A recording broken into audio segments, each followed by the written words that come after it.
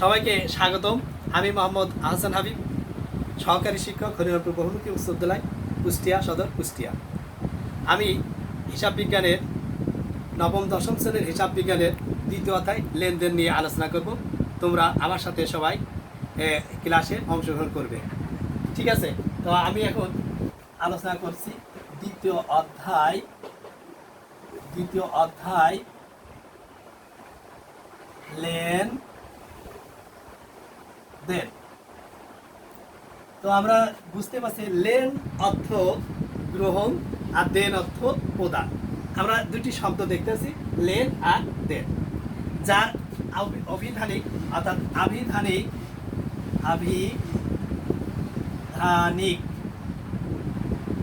অর্থ হলো গ্রহণ ও প্রদান অথবা আদান ও প্রদান, তাছাড়া এবং নেওয়া ও দেওয়া। এছাড়া আমরা বলতে পারি লেনদেন হলো হিসাব বিজ্ঞানের মূল ভিত্তি। কেন মূল ভিত্তি?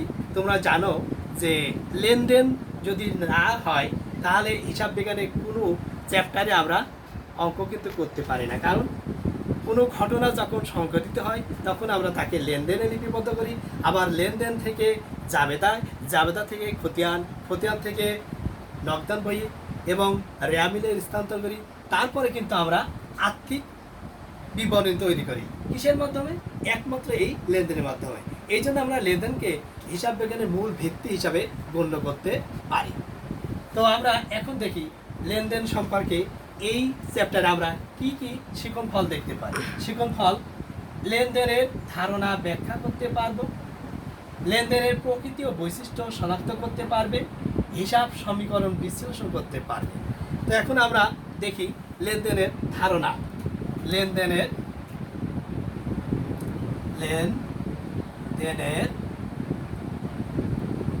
ধারণা। মানুষ প্রাচীন কাল থেকেই দৈনন্দিন জীবনের হিসাব ব্যবস্থার গুরুত্ব অনুভব করে আসছে। আদিকালে মানুষ তাদের প্রয়োজনগুলো, নিজেদের আর্থিক জীবনের যত সমস্যাগুলো তারা বিভিন্নভাবে একে অপরের মধ্যে পণ্য বিনিময় মাধ্যমে করত। যখন কোনো ঘটনা এইরকম দুটি পক্ষের মধ্যে অর্থের বিনিময় হবে বা পারস্পরিক বিনিময়ের মধ্যে হবে, তখন তাকে আমরা লেনদেন বলি। তার মানে কি, আমরা এখানে কী পেলাম? ঘটনা। কিন্তু প্রত্যেকটা ঘটনায় কিন্তু লেনদেন নয়। আমরা লেনদেন হতে হলে অবশ্যই অর্থের অঙ্কে পরিমাপযোগ্য হতে হবে, আর্থিক অবস্থার পরিবর্তন ঘটতে হবে এবং দুইটি সত্তা থাকবে, মানে দ্বৈত সত্তা হলে দুইটি পক্ষ, একটি পক্ষ সুবিধা নেবে আর একটি পক্ষ কী হবে? সুবিধা গ্রহণ করবে। তো এখন লেনদেন আমরা ধারণা যে লেনদেন দুই ধরনের হয়ে থাকে। লেনদেন কয় ধরনের? লেনদেন দুই ধরনের। এক নম্বর বাহ্যিক লেনদেন, দুই নম্বর অভ্যন্তরীণ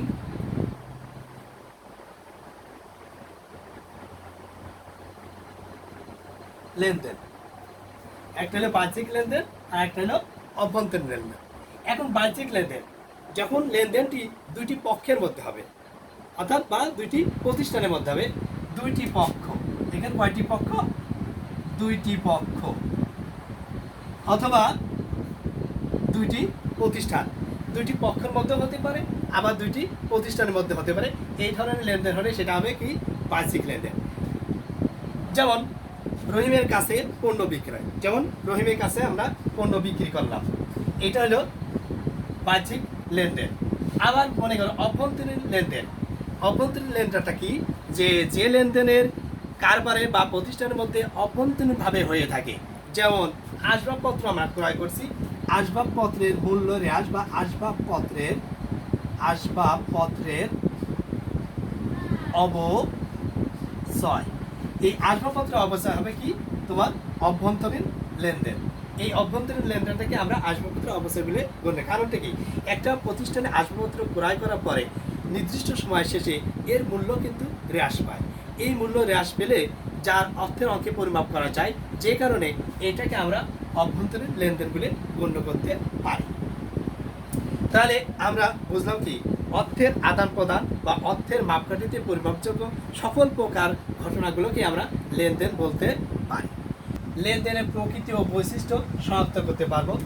লেনদেনের প্রকৃতি ও বৈশিষ্ট্য আমরা লিখতে পারি প্রকৃতি ও বৈশিষ্ট্য।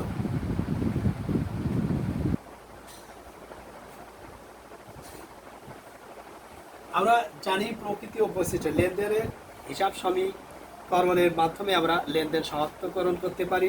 আবার তোমার অর্থের অঙ্কে যেখানে পরিমাপযোগ্য যুগে যুগে যে ব্যবসা বাণিজ্যগুলো চলছে, এই ব্যবসা বাণিজ্যগুলো লেনদেনের মাধ্যমে হয়ে থাকে ঠিকই, কিন্তু বিভিন্ন ঘটনার মাধ্যমে। এই ঘটনাগুলো কখন কিভাবে ঘটলে আমরা লেনদেন বলতে পারি, সেটা আমরা এই প্রকৃতি বা বৈশিষ্ট্য নিয়ে আলোচনা করতে পারি। প্রথমে আমরা বলতে পারি যে প্রত্যেক ঘটনায় কিন্তু লেনদেন নয়, প্রতিটি ঘটনায় একটি লেনদেন নয়, কিন্তু প্রতিটি লেনদেনই একটি ঘটনা। এর উপরে ভিত্তি করেই আমরা লেনদেনের প্রকৃতি বৈশিষ্ট্য এখন ব্যাখ্যা করব। যে প্রথমে 1 নম্বর কি, অর্থের অঙ্কে পরিমাপযোগ্য।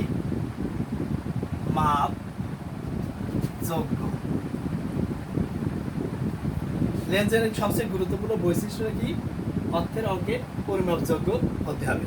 অর্থের অঙ্কে পরিমাপযোগ্য হতে হবে, কারণ এই অর্থের অঙ্কে পরিমাপযোগ্য যদি না হয় তাহলে সেটাকে লেনদেন বলতে আমরা পারি না। অর্থের অঙ্কে পরিমাপযোগ্য কেন, যে কোনো ঘটনা ঘটলো, সেই ঘটনা যখন দুইটি পক্ষের মধ্যে অর্থনৈতিক কর্মকাণ্ড থাকবে, অর্থনৈতিকভাবে হয়ে থাকে, আবার অর্থের অঙ্কের পরিবর্তন যদি হয়, তাহলে সেটা আমরা এই অর্থের অঙ্কের পরিমাপযোগ্য লেনদেন বলতে পারি। যেমন কি, যে মিস্টার রহমান এর নিকট থেকে পণ্য ক্রয় 20,000 টাকা। এখানে দেখো, রহমানের নিকট থেকে পণ্য ক্রয় 20,000 টাকা, এখানে অর্থের অঙ্কের পরিমাপযোগ্য হয়েছে কত টাকা, 20,000 টাকা। এটা লেনদেনের একটি বৈশিষ্ট্য। এছাড়া 2 নম্বর বৈশিষ্ট্য আমরা লিখতে পারি আর্থিক অবস্থার পরিবর্তন। লেনদেনে অবশ্যই আর্থিক অবস্থার পরিবর্তন ঘটে। আর্থিক অবস্থার পরিবর্তন না হলে সেটাকে আমরা লেনদেন করি না, কারণ কোনো ঘটনা ঘটতে হলে তার আর্থিক অবস্থার পরিবর্তন হয়। যেমন একটি পক্ষ সুবিধা গ্রহণ করে, আরেকটি পক্ষ সুবিধা প্রদান করে। আর্থিক অবস্থার পরিবর্তন যেমন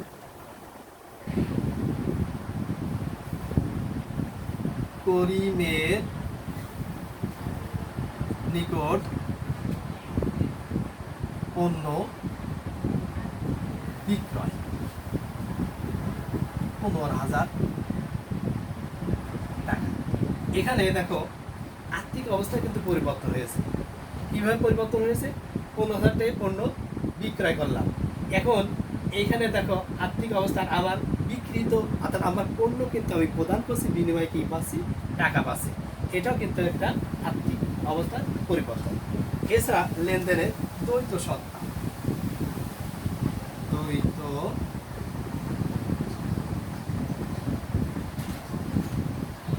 দ্বৈত সত্তা মানে দুইটি পক্ষ। কয়টি পক্ষ, দুইটি পক্ষ। দ্বৈত সত্তা হলে প্রতিটি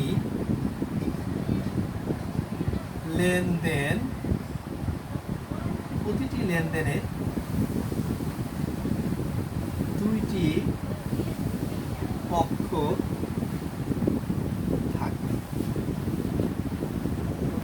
থাকবে, অর্থাৎ প্রতিটি লেনদেনে দুইটি পক্ষ থাকবে। একটি পক্ষ সুবিধা গ্রহণ করবে, একটি পক্ষ সুবিধা গ্রহণ করবে, অন্য পক্ষ সুবিধা প্রদান করবে। এই জন্য দুইটি পক্ষ অবশ্যই থাকতে হবে। আমরা দ্বৈত সত্তা সম্পর্কে জানলাম। এখন আগাবো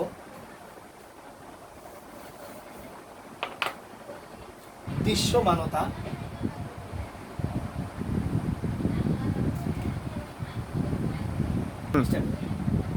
দৃশ্যমান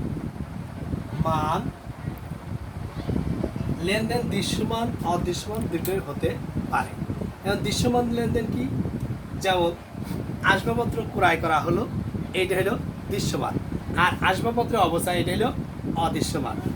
তো আসবাবপত্র ক্রয়, আসবাবপত্র ক্রয় এটা দৃশ্যমান, দৃশ্যমান। আসবাবপত্রের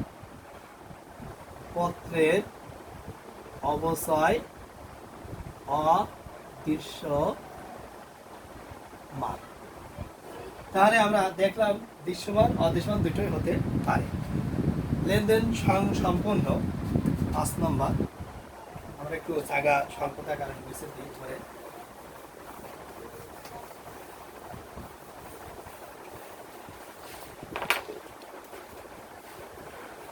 স্বয়ং সম্পূর্ণ ও স্বতন্ত্র।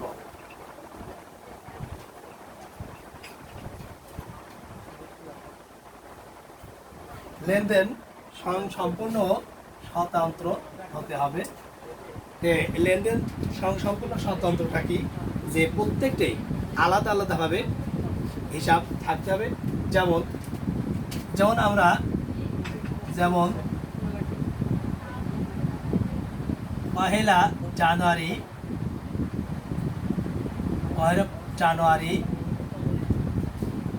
পণ্য বাকিতে বিক্রয় করা হলো 10,000 টাকা। এটা একটা ঘটনা। আর একটি ঘটনা, আর একটি ঘটনা হলো উক্ত বিক্রয়ের টাকা 7 তারিখে পাওয়া গেল। এই একটি ঘটনা। তাহলে আমরা বুঝলাম যে সম্পূর্ণ স্বতন্ত্র মানে কি? যে দুটো আলাদা আলাদাভাবে হিসাব থাকবে। যেমন আমরা দেখেছি কি, 1 জানুয়ারি পণ্য বাকিতে বিক্রি করা হলো 10,000 টাকা, এটি একটি ঘটনা। আর আরেকটি ঘটনা কি, যে উক্ত বিক্রয়ের টাকা 7 তারিখে আমরা পাওয়া গেল। এইটা হলো একটা ঘটনা। এবং লেনদেন সম্পূর্ণ এবং স্বতন্ত্র। এছাড়া আমরা দেখতে পাই আরেকটা বৈশিষ্ট্য, ঐতিহাসিক ঘটনা। এই ঐতিহাসিক ঘটনা হলো তাকে আমরা লেনদেন বলতে পারি। যে অর্থাৎ পূর্বে আমরা জেনেছি ঐতিহাসিক ঘটনাকেও আমরা লেনদেন বলি। লেনদেনটা কি? যে ভবিষ্যতে কি ঘটতে পারে এমন ঘটনা ঘটলেও সেটাকে আমরা লেনদেন বলতে পারি। এই জন্য ঐতিহাসিক ঘটনা হতে পারে। এছাড়া কি, হিসাব সমীকরণের প্রভাব। হিসাব সমীকরণের প্রভাব আর একটা বৈশিষ্ট্য কি, হিসাব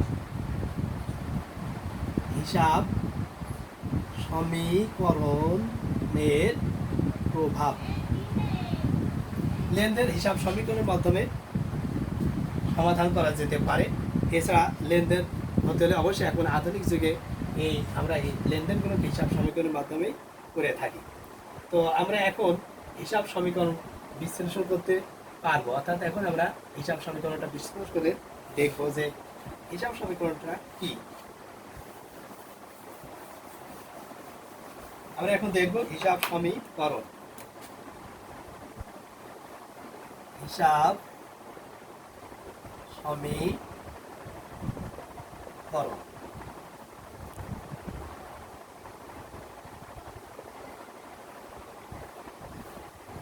হিসাব সমীকরণ বলতে আমরা পারি যে সম্পদ, দায়, মালিকানা সত্ত্ব, অর্থাৎ মোট সম্পদ সমান মোট মালিকানা দায় এবং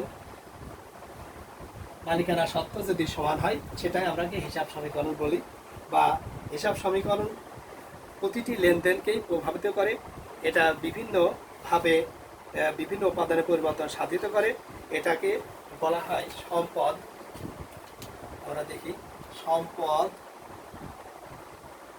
সমান দায় প্লাস মালিকানা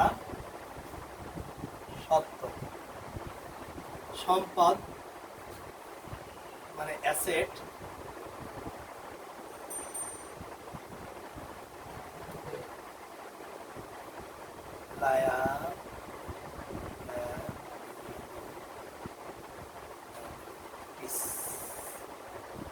প্লাস ইকুইটি।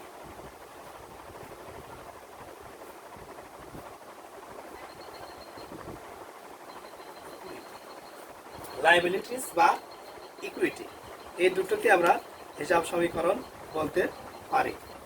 আমরা এখানে সম্পদ, অ্যাসেট, দায়, লায়াবিলিটিস আর মালিকানা সত্ত্ব, ইকুইটি। এছাড়া আমরা একে সংক্ষিপ্তভাবে লিখতে পারি যে এ সমান এল প্লাস ই, আর এটি সম্পদ, এটি দায় আর এটি মালিকানা সত্ত্ব। আমরা এইভাবে হিসাব সমীকরণ করতে পারি। এখন হিসাব সমীকরণের মধ্যে অর্থাৎ আমাদের এই লেনদেনগুলো করতে হলে অবশ্যই হিসাব সমীকরণের কি সম্পদ সমান দায় প্লাস মালিকানা সত্ত্ব ঠিক থাকতে হবে। তো আমরা এখন যে আলোচনাগুলো করলাম, তোমরা তোমাদের পাঠ্য বইয়ে দেখো, বোর্ড বইয়ের পাঠ্য বইয়ের 9 নম্বর পেজ এবং 10 নম্বর পেজে আমরা এই লেনদেনের প্রকৃতি বৈশিষ্ট্য ব্যাখ্যা অর্থাৎ করতে পারলাম। সেটা তোমরা বইয়ের 9 নম্বর এবং 10 নম্বর পেজে দেখতে পারো। এখন আমি তোমাদের এই যে লেনদেন সম্পর্কে যে ধারণা বা লেনদেনের বৈশিষ্ট্য সম্পর্কে যে তথ্য পেলাম, এর উপরে একটা সৃজনশীল প্রশ্ন, তোমাদের বোর্ড বইয়ের 1 নম্বর সৃজনশীল প্রশ্ন আমি সমাধান করব। তোমরা তোমাদের খাতায় মিলাই নিতে পারো অথবা নিজেরা বাড়িতে আমার সাথে চর্চা করতে পারো। যেহেতু বর্তমান সরকারের অনলাইনে ক্লাস এর ব্যবস্থা নেওয়ার জন্য আমি আন্তরিকভাবে সরকারকে ধন্যবাদ জানাচ্ছি। এখন তোমাদের আমি সৃজনশীল প্রশ্ন 1 নম্বর প্রশ্নের সমাধান করে দেখাচ্ছি, তোমরা দেখো। তোমাদের পাঠ্যবই 1 নম্বর সৃজনশীল প্রশ্ন আমি এখন দেখছি। রিফাত এন্টারপ্রাইজ একটি ব্যবসায়ী প্রতিষ্ঠান। 2017 সালের ডিসেম্বর মাসে উক্ত ব্যবসায়ী প্রতিষ্ঠানের ঘটনাগুলো সংঘটিত হয়েছে। ডিসেম্বর 1, 5 লক্ষ টাকা নিয়ে ব্যবসা শুরু করা হলো। 3, ব্যাংকে 50,000 টাকা নিয়ে একটি হিসাব খোলা হলো। 5, ধারে পণ্য ক্রয় 25,000 টাকা। 7, নগদে পণ্য বিক্রয় 45,000 টাকা। 10, মালিক ব্যাংক হতে ব্যক্তিগত প্রয়োজনে ঋণ গ্রহণ 40,000 টাকা। 15, 45,000 টাকার আসবাবপত্র ক্রয়ের ফরমাইশ প্রদান। 20, পাওনাদারকে পরিশোধ 15,000 টাকা। এখন আমরা একটা সৃজনশীল উদ্দীপক দেখলাম এবং যে ঘটনাগুলো দেখলাম সেই ঘটনাগুলোর আলোকে 1 নম্বর সৃজনশীল প্রশ্নে ব্যবসায়িক লেনদেন নয় এমন ঘটনা চিহ্নিত করে মোট পরিমাণ নির্ণয় করো। ঘটনা সমূহ হতে লেনদেন চিহ্নিত করে সমীকরণ পদ্ধতিতে তার কারণ ব্যাখ্যা করো। হিসাব সমীকরণের উপর লেনদেনের প্রভাব দেখাও। তো আমরা এখন দেখি যে যে ঘটনাগুলো এখানে দেওয়া আছে তারিখ অনুযায়ী এই ঘটনাগুলোর মধ্যে দেখি আসলে কোনগুলো ব্যবসায়িক লেনদেন নয়, সেটাকে আমরা তার পরিমাণ নির্ণয় করি। ব্যবসায়িক লেনদেন নয় তার পরিমাণ, এখন দেখো 5 লক্ষ টাকা এটা লেনদেন, ব্যাংকে জমা এটাও লেনদেন, ধারে পণ্য করা এটাও আমরা লেনদেন, নগদে পণ্য বিক্রয় এটাও লেনদেন। মালিক ব্যাংক হতে ব্যক্তিগত প্রয়োজনে গ্রহণ 40,000 টাকা, এইটা দেখো ব্যক্তিগত প্রয়োজনে। এখানে দুইটি পক্ষের ভিতরে কোনো আদান প্রদান হয়নি, অর্থাৎ এখানে এই হিসাব সমীকরণের কোনো এ বা ই বা মোট সম্পদের কোনো পরিবর্তন ঘটেনি, সুতরাং এটাকে আমরা লেনদেন বলতে পারি না। এটা একটা আইটেম। আর 45,000 টাকা আসবাবপত্র করে ফরমেশ প্রদান একটা ঘটনা, কিন্তু এটা লেনদেন নয়, কারণ এখানে ফরমেশ প্রদান করা হয়েছে, আর্থিক কোনো পরিবর্তন ঘটেনি। এইখানে আমরা দেখতে পেলাম তাহলে যে আমরা ক নম্বর প্রশ্নের সমাধান করব কীভাবে ব্যবসায়িক লেনদেন নয় তার পরিমাণ নির্ণয়। এখন দেখি 2017 ডিসেম্বর 10 তারিখ মালিক ব্যাংক হতে ব্যক্তিগত প্রয়োজনে ঋণ গ্রহণ 40,000 টাকা। তাহলে মালিক ব্যাংক থেকে ব্যক্তিগত প্রয়োজনে ঋণ গ্রহণ 40,000 টাকা। এছাড়া 15 তারিখে দেখো যে 45,000 টাকার আসবাবপত্র ক্রয়ের ফরমেশ প্রদান। এখানে এই ঘটনাটি শুধু ঘটনায়, এখানে লেনদেন নয়। আমরা তারই লিখলাম যে আসবাবপত্র ক্রয়ের ফরমেশ প্রদান 45,000 টাকা। এই দুটো মিলে হয়েছে 85,000 টাকা। তাহলে আমরা ক নম্বর দেখলাম যে ব্যবসায়িক লেনদেন নয় তার পরিমাণ 85,000 টাকা। এখন আমরা আসি খ নম্বর কি, ঘটনাসমূহ হতে লেনদেন চিহ্নিত করে সমীকরণ পদ্ধতিতে তার কারণ ব্যাখ্যা করো। তাহলে আমরা এখন দেখলাম তার কারণটা কি, যে ঘটনাসমূহ থেকে লেনদেন চিহ্নিত করে সমীকরণ পদ্ধতিতে তার কারণ ব্যাখ্যা করা হলো। আমরা এখন একটা ছক কাটবো, কি তারিখ, লেনদেন কিনা আর সমীকরণ পদ্ধতিতে কারণ সহ ব্যাখ্যা।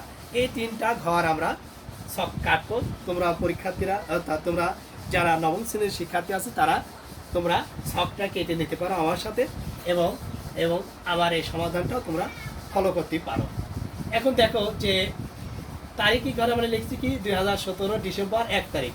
আমরা 1 তারিখে আগেই দেখেছি যে 5 লক্ষ টাকা নিয়ে ব্যবসা শুরু, সুতরাং এটা লেনদেন। এখানে আমরা লক্ষ্য করি যে এ সমান এল প্লাস ই হিসাব সমীকরণের উপাদান এ ও ই উভয় বৃদ্ধি পেয়েছে। কারণ কি, ব্যবসায় যখন আমি 5 লক্ষ টাকা নিয়ে শুরু করছি তখন আমার দেখো এ মানে মোট সম্পদ বৃদ্ধি পাচ্ছে, অপরদিকে মালিকানা সত্ত্বেও কিন্তু আমার ইকুইটি বৃদ্ধি পাচ্ছে, সুতরাং এটা আমরা লেনদেন বলতে পারি।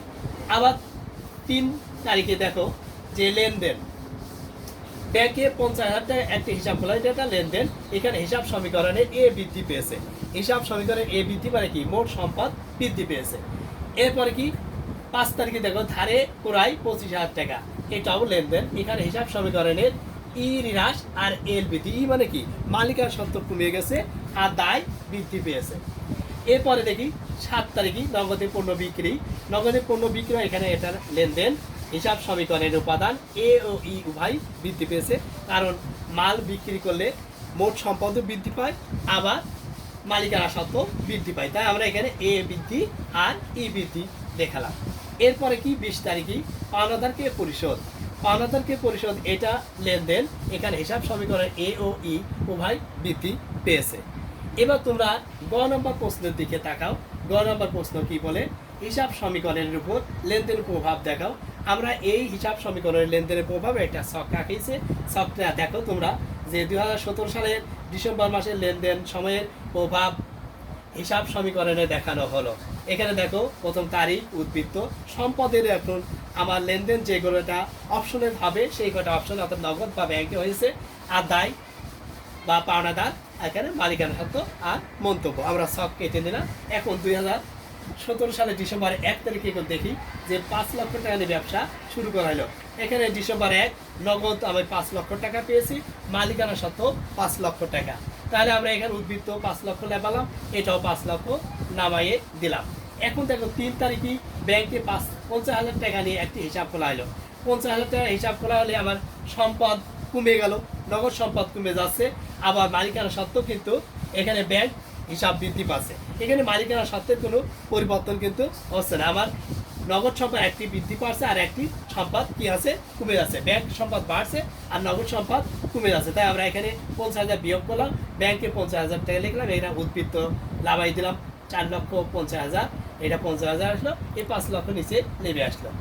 এখন আমরা দেখি 5 তারিখে ধারে ক্রয়, 5 তারিখে ধারে ক্রয়।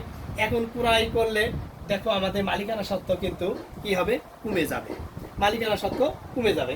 তো আমরা দেখি যে এই যে ধারে ক্রয় 25,000 টাকা, 5 তারিখে আমার পাওনাদার, যেহেতু ধারে ক্রয় করলে পাওনাদার সৃষ্টি হয়, তাই পাওনাদার 25,000 টাকা এবং মালিকানা সত্ত্ব কিন্তু আমার 25,000 টাকা কমে যাবে। তা আমরা মালিকানা সত্ত্ব থেকে 25,000 বিয়োগ করে 4,75,000। আমরা এখন দেখি 7 তারিখে এসে দেখলাম কি, নগদে পণ্য বিক্রয় 45,000 টাকা, বিক্রয় করলে মোট সম্পদ বৃদ্ধি পায়। আবার মালিকানা সত্ত্বেও বৃদ্ধি পায়। আমরা দেখলাম মোট সম্পদ বৃদ্ধি মানে কি নগদ টাকা বৃদ্ধি পেয়েছে, যোগের ঘরে বসালাম, মালিকানা সত্ত্বেও যোগের ঘরে বসালাম। সুতরাং আমরা যোগ করতে পারি কি 4,95,000 টাকা। এই উদ্বৃত্ত যা থাকবে এটা লেভি আসবে, এটাও লেভি আসবে, আমরা এটা যোগ করে 5,20,000 পেলাম। এখন আমরা লক্ষ্য করি 20 তারিখে 20 তারিখে পাওনাদারকে পরিশোধ তোমার 15,000 টাকা। এখন 20 তারিখে পাওনাদার পরিশোধ 15,000 টাকা। আমরা পাওনাদার কোথায় পেয়েছিলাম? পাওনাদারে 25,000 টাকা কিন্তু মাল পুরাই করেছিলাম, সেটা থেকে আমরা তার 15,000 টাকা বিয়োগ দিলাম। আর এখন আবার নগদ টাকা কমে যাচ্ছে, নগদ থেকেও বিয়োগ হলো। তাহলে আমরা 4,80,000 পেলাম, ব্যাংক আছে 50,000, পাওনাদার থেকে 15,000 বিয়োগ করলে 10,000, আর মালিকানা সত্ত্ব আছে 5,20,000। এখন আমরা দেখি লেনদেনের প্রভাব কি হলো। এই দুটো যোগ করে 5,30,000, আর পাওনাদার আর মালিকানা সত্ত্ব যোগ করে পেলাম 5,30,000 টাকা। সুতরাং আমরা হিসাব সমীকরণে যোগ করলাম 5,30,000 টাকা। তোমরা প্রিয় শিক্ষার্থীবৃন্দ, তোমরা এইভাবে বাড়িতে তোমাদের 2 নম্বর অঙ্কটাও করার চেষ্টা করবে। তো তোমাদের যাতে সুন্দরভাবে এই লেনদেন সম্পর্কে তোমরা সুন্দর ভাবে যদি শিক্ষা নিতে পারো, এটাই আমি আশা করি। তো আমি যেটা আজকে বললাম যে বা শেখালাম, সেটা সম্পর্কে তোমরা অবশ্যই কমেন্ট করবে। ইনশাল্লাহ আবার দেখা হবে।